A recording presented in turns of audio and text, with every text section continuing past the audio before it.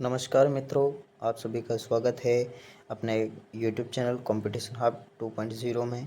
और आज जैसे कि मैंने पिछले वीडियो में पढ़ाया था पृथ्वी एक ग्रह के रूप में, जिसका पार्ट 2 में आज लेकर आया हूं, जिसके अंतर्गत आज हम पढ़ेंगे चंद्रमा की उत्पत्ति के बारे में विभिन्न सिद्धांत तथा पृथ्वी के ऊपर स्थल मंडल, वायुमंडल, जलमंडल, जैवमंडल का विकास किस प्रकार से हुआ, तो इसके बारे में हम गहनता से अध्ययन करेंगे। तो सभी जल्दी से जुड़ जाएं इस वीडियो पर। जो पिछली वीडियो थी उस पर आपका बहुत अच्छा रिस्पांस रहा है, मैं इसके लिए आपसे तहे दिल से आपसे शुक्रगुजार हूं। तो चलो इस वीडियो को हम शुरू करते हैं इस मोटिवेशन कोट्स के साथ कि मंजिल ने हौसलों से कहा तेरे बस की बात नहीं। मंजिल ने हौसलों से कहा तेरे बस की बात नहीं। हौसलों ने मंजिल की आंखों में आंखें डाल के बोला कि तेरे बस की बात नहीं। चलो इसी मोटिवेशन कोट्स के साथ इस वीडियो की हम शुरुआत करते हैं। तो इस वीडियो में आज हम पढ़ने जा रहे हैं पृथ्वी एक ग्रह के रूप में। ये पार्ट 2 है और पार्ट 3 लेके आएंगे, जिसके अंतर्गत इस पार्ट से संबंधित सभी जो इम्पोर्टेंट क्वेश्चंस होंगे उस क्वेश्चंस के बारे में हम डिस्कस करेंगे। तो इस वीडियो को बिना किसी देरी के इस वीडियो को शुरू करते हैं। अगर आपने मेरी पीछे वाली शॉर्ट वीडियो अगर आपने नहीं देखी है तो आप देख लेना, उसका लिंक मैं आपको आई बटन में दे दूंगा।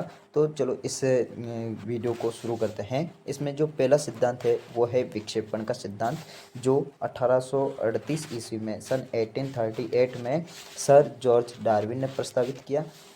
इनका मानना था कि पृथ्वी के तीव्र घूर्णन से, पृथ्वी के जन्म के बाद पृथ्वी का जो घूर्णन था वो तीव्र गति से था। तीव्र घूर्णन से क्या हुआ, एक हिस्सा अलग होकर चंद्रमा बना, लेकिन यह सिद्धांत अस्वीकार हो चुका है। मतलब यह सिद्धांत अस्वीकार हो चुका है। इसमें इसके बाद में दूसरा जो सिद्धांत है वो अधिग्रहण सिद्धांत है, जिसको हम कैप्चर थ्योरी के नाम से जानते हैं। कैप्चर का मतलब होता है कि भाई गुरुत्वाकर्षण जो शक्ति थी, पृथ्वी की जो गुरुत्वाकर्षण शक्ति थी, अधिग्रहण माने कैप्चर थ्योरी, मतलब जो पृथ्वी ने चंद्रमा जो पहले से ही स्वतंत्र रूप से स्थित था, इस थ्योरी का मानना है कि भाई चंद्रमा जो पहले से ही स्वतंत्र रूप में घूम रहा था, जिसे पृथ्वी के गुरुत्वाकर्षण ने अपनी कक्षा में खींच लिया और उसके बाद में चंद्रमा पृथ्वी के चारों ओर चक्कर लगाने लग गया। तो ये थी अधिग्रहण थ्योरी। अब इसके बाद में आता है कोफॉर्मेशन, जिसको हम संयोजन सिद्धांत के नाम से भी जानते हैं। तो संयोजन सिद्धांत के बारे में हम देख लेते हैं। पृथ्वी और चंद्रमा एक साथ एक ही गैसीय व धूलीय बादलों से बने हैं। मतलब इस संयोजन का मतलब है कि भाई दोनों का निर्माण एक साथ ही हुआ है। दोनों का इस सिद्धांत का मानना है कि भाई पृथ्वी और चंद्रमा की उत्पत्ति एक साथ ही गैसीय बादलों से हुई है। तो इसके बाद में जो चौथा सिद्धांत आता है वो आता है महाटक्कर सिद्धांत। वेरी इंपॉर्टेंट ये सिद्धांत है और यही सर्वोच्च सिद्धांत है। यही आज तक का सबसे महत्वपूर्ण सिद्धांत है। इस सिद्धांत के अनुसार आज से आपको लगाना है, आज से लगभग 4.44 अरब वर्ष पहले थिया नामक एक मंगल के आकार का एक पिंड था जो पृथ्वी से टकराया। तो इससे टकराने से क्या हुआ, जो पृथ्वी का जो मलबा था वो अंतरिक्ष में उछल गया और ये जो मलबा था वो आपस में संघनित होकर के, एकत्रित होकर के ये पृथ्वी के चारों तरफ चक्कर लगाने लगा। तो इस प्रकार से महाटक्कर सिद्धांत, जिसे जाइंट इम्पैक्ट थ्योरी के नाम से जानते हैं, तो ये इस प्रकार से चंद्रमा का अपना निर्माण हुआ होगा। तो इसके आई होप कि ये वीडियो आपको समझ में आ रही होगी। तो चलो अपन चलते हैं दूसरे आगे जिसमें दे रखा है पुच्छल तारा, जिसको हम इंग्लिश में कॉमेट्स के नाम से जानते हैं। पुच्छल तारा बर्फ, धूल और गैस से बना एक खगोलीय पिंड होता है जो सूर्य के पास आने पर चमकीली पूंछ विकसित करता है। इसको हम क्या कहते हैं, इसको हम पुच्छल तारा कहते हैं। ये मैंने AI एनिमेटेड वीडियो में बिल्कुल स्पष्ट तरीके से बताया है और आई बटन में आपको लिंक दे दूंगा, जिससे आप इस वीडियो को आप अच्छी तरीके से देख सकते हैं, समझ सकते हैं। तो पुच्छल तारा होता है भाई बर्फ, धूल और गैस से बना हुआ एक पिंड होता है जो सूर्य के सामने आने पर क्या करता है, एक अपनी पूंछ विकसित करता है। तो इसको हम क्या कहते हैं, पुच्छल तारा कहते हैं। अब इसके बाद में आता है उल्का पिंड, जिसको हम एस्टेरॉयड कहते हैं। एस्टेरॉयड मैंने पिछली वीडियो में बताया है कि एस्टेरॉयड किसको कहते हैं, एस्ट्रॉयड जो है वो मंगल ग्रह और बृहस्पति ग्रह के बीच में एक एक बेल्ट है जिसको हम एस्ट्रॉयड बेल्ट के नाम से जानते हैं। किसके नाम से? एस्ट्रॉयड बेल्ट के नाम से जानते हैं। तो वो उल्का पिंड जो क्या होता है, पृथ्वी पर जो पृथ्वी का गुरुत्वाकर्षण बल है तो इसको अपनी ओर खींच लेता है। तो ये पृथ्वी पर गिरने वाला पत्थर या धातु का टुकड़ा होता है जो वायुमंडल में जलते हुए दिखाई देता है। तो ये वायुमंडल में आते ही ये जल क्यों जाता है? तो ये जो पृथ्वी के वायुमंडल में घर्षण के कारण चलता है। किसके कारण? घर्षण होता है। तो इस घर्षण के कारण उसके अंतर्गत आग लग जाती है और इसको हम अधिकतर टूटता हुआ तारा भी कहते हैं। क्या कहते हैं? टूटता हुआ तारा भी कहते हैं।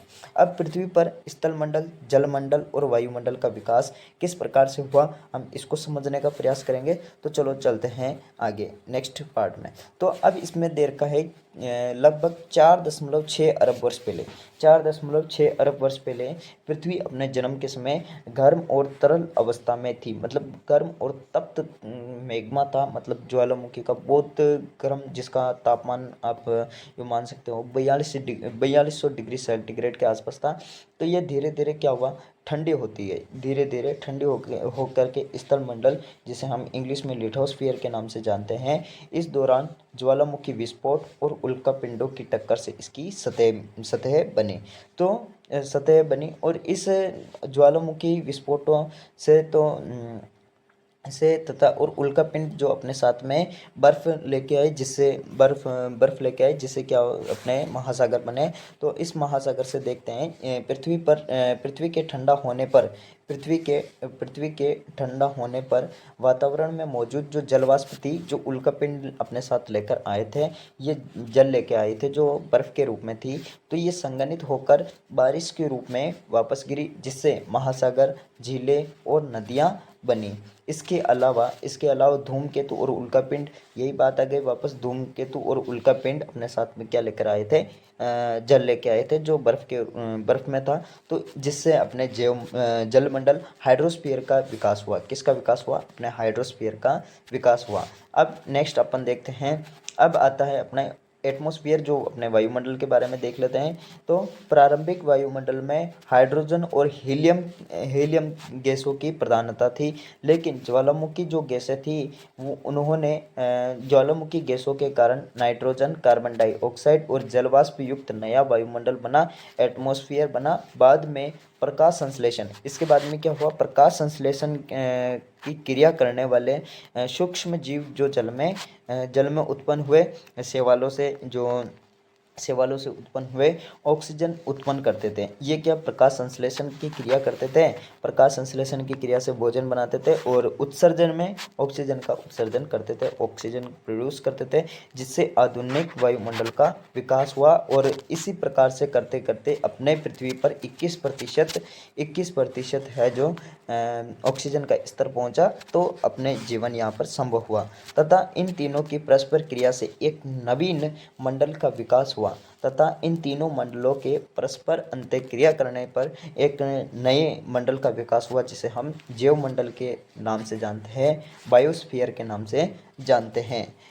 इन तीनों मंडलों के विकास से पृथ्वी पर जीवन है जो संभव हुआ। आई होप कि ये वीडियो आपको पसंद आई होगी और समझ में आई होगी। अगर आपको समझ में आई है तो दूसरों के साथ पास में भी शेयर करें, ताकि उनको भी समझ में आए और वह भी मुफ्त में अपना ज्ञानवर्धन करें और समझ विकसित करें। तथा इस वीडियो को ज़्यादा से ज़्यादा शेयर करें। तब तक के लिए धन्यवाद। और अपने जो पार्ट 3 होगा, जिसके अंतर्गत हम वापस इन्हीं जो चैप्टर हुए हैं, इन चैप्टर्स के महत्वपूर्ण क्वेश्चन लेके आएंगे। उन क्वेश्चन के द्वारा हम इस प्रश्न को पार्ट को समझने का और प्रयास करेंगे। तो आई होप कि ये वीडियो आपको ज़्यादा से ज़्यादा पसंद आई होगी। तो इसको लाइक करें, शेयर करें, कमेंट करें और सब्सक्राइब करें। आपका कमेंट मुझे हतोत्साहित करता है कि मैं और आपके लिए वीडियोस बनाते रहूं और इस पर अपलोड करता रहूं, ताकि हम सभी का डेवलपमेंट हो सके, विकास हो सके।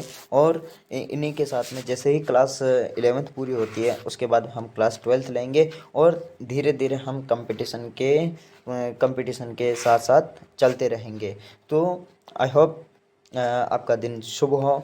तब तक के लिए जय हिंद, जय भारत।